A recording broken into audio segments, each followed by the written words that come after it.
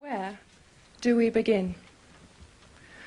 From those I have spoken to through my work with Turning Point, the beginning seems to be that women in our society are seen as the carers, the ones who can cope. Whatever life throws at them, they will always cope. On call 24 hours a day, 7 days a week. Whether their children are sick, their husbands are out of work, or their parents are old and frail and need attending, they will cope. They will cook and clean, go out to work, attend to the needs of those around them, and they will cope.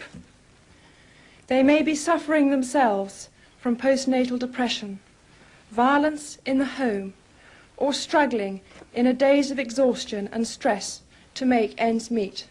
But they will cope. Strangely, it is women themselves, as well as men, who believe this to be true. So deep-seated is this belief that it can take enormous courage for women to admit they cannot cope, that they may need help, either from family and friends or the support systems put in place by you, the professionals. Frequently, they will attempt to survive it alone, falling helplessly into a deeper and darker depression as they feel more and more trapped by the life they are leading. As their world closes in on them, their self-esteem evaporates into a haze of loneliness and desperation as they retreat further and further from those who could help them. Many women and men turn to alcohol to numb their pain of their despair. But because it is seen in women as less acceptable to admit to a dependence on alcohol, it often goes unnoticed. They are merely perceived as having a rather nervous disposition. The suffering behind their anxious eyes so often goes unseen. Sadly for others, the strain becomes too much, and their decision to take their own life seems to them the only way of ending their pain. Perhaps they didn't believe they deserved the same support they had given to others. For those who find the courage, tentatively, to ask for help, the pill for every ill is most often administered. For decades, tranquilizers and sleeping pills and antidepressants have been given to generations of women, 3 times as many as to men. These pills, these mothers' little helpers, have left a legacy of millions of women locked into a terrible torment, doomed to a life of dependence from which there is still very little help to escape. More often than not, they retreat into their own private hell behind closed doors, terrified to go out of their homes into what to them has become a frightening world. Dealing with these pills has now become a greater problem than the condition that caused them to be taken in the first place. Recently, I met a woman who, against the odds, had succeeded in for over 30 years.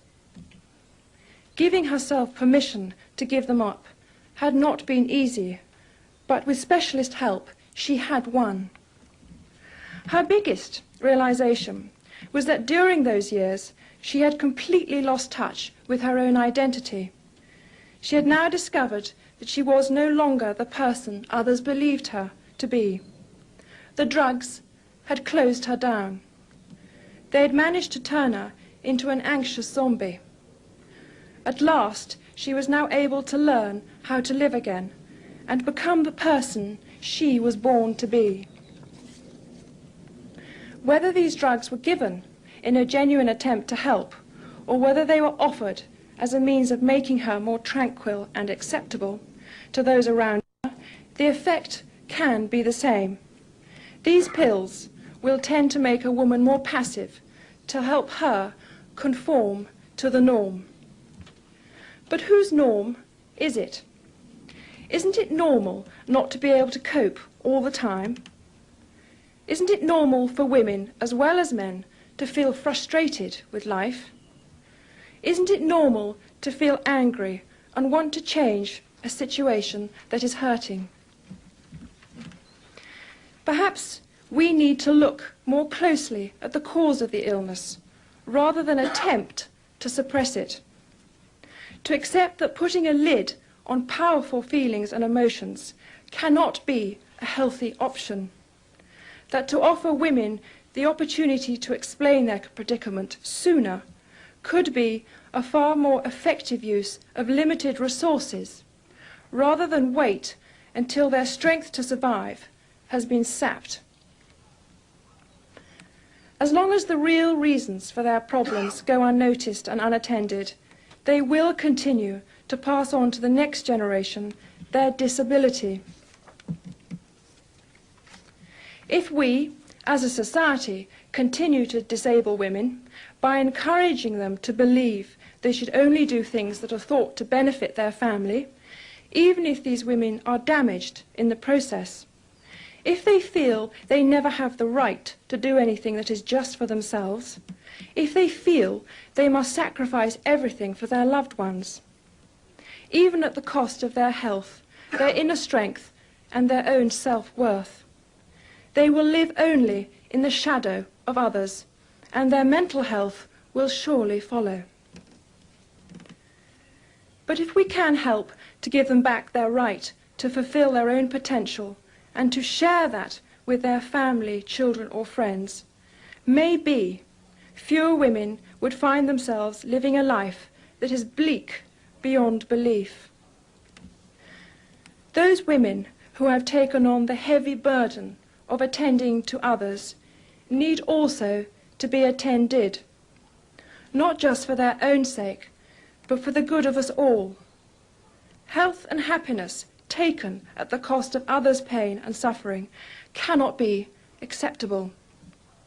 Women have a right to their own peace of mind. Each person is born with individual qualities and potential.